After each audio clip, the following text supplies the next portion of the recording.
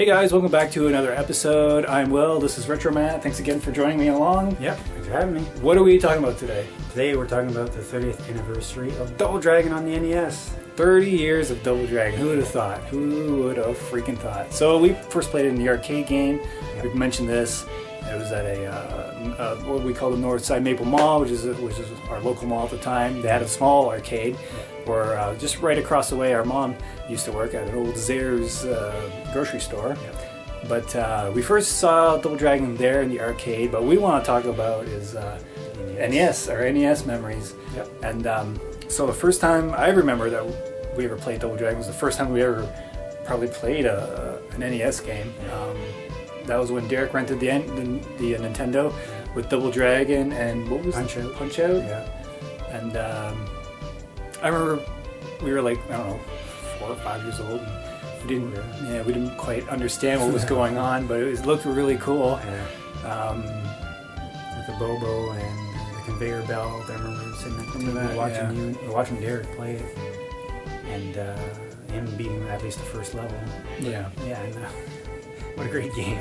Yeah, it's a really sweet game. When we started to rent it at the corner store, you and I would bug mom and dad for us to rent a game, and we always kind of usually chose Double Dragon. They're amongst others. Oh yeah, there was like 30 titles to choose from. They had the trilogy there. They had 1, 2, and 3 by that time.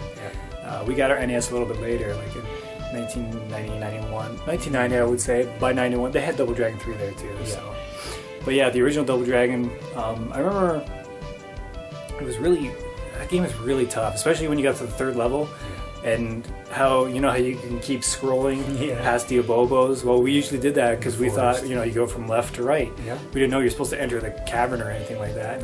So we would just keep redoing level 3 over and over again and get super frustrated because we didn't know what the hell to do. And keep running into the Chintai. Yeah, and they kick your butt. Yeah, exactly. And the little bridge. Yeah, and I remember we usually would probably end our games there until we figured out one time, let's just see if we can go into the cave, and then we couldn't. It was like, holy crap, we actually passed that part of level 3. Yeah, it was great. Yeah, and then we always get stuck pretty well around level 4 by then, I think, because of the crazy booby-trapped wall. Yeah, the walls. The random freaking walls, and the bricks would always kind of chew us up. Yeah, exactly. They would chew up all your remaining lives, and that would be it. Yeah, so anyways, I always remember as a kid getting to that last portion, that platforming section, where it's all nighttime and everything, and it looks really cool, but it was really tricky because you had those lifts, and you had to jump from one lift to another. Yeah.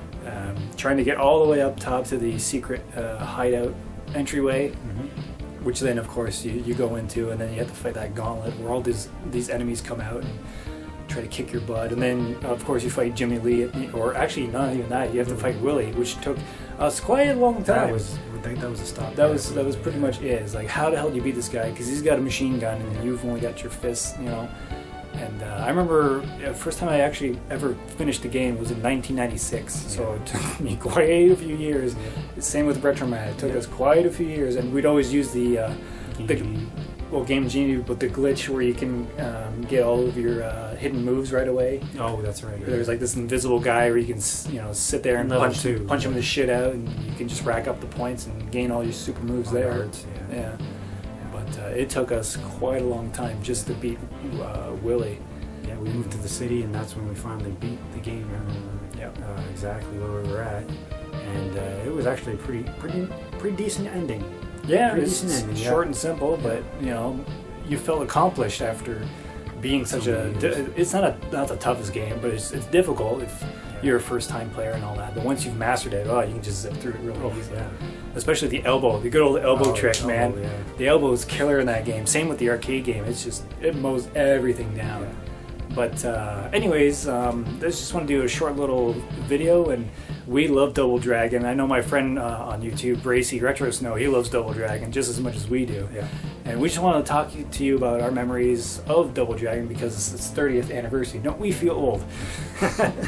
And do you have any other closing thoughts on Double Dragon? Yeah, well, I mean, Double Dragon was so prevalent in our childhood that I remember you were around level 4 or so in that platform with the Williams where you can throw them in the water. And I remember distinctly drawing our own stages on pieces of paper and what the next levels would look like, because because we never could get any, couldn't get too far, so we like, we dream imagine. imagine what the next part would look like.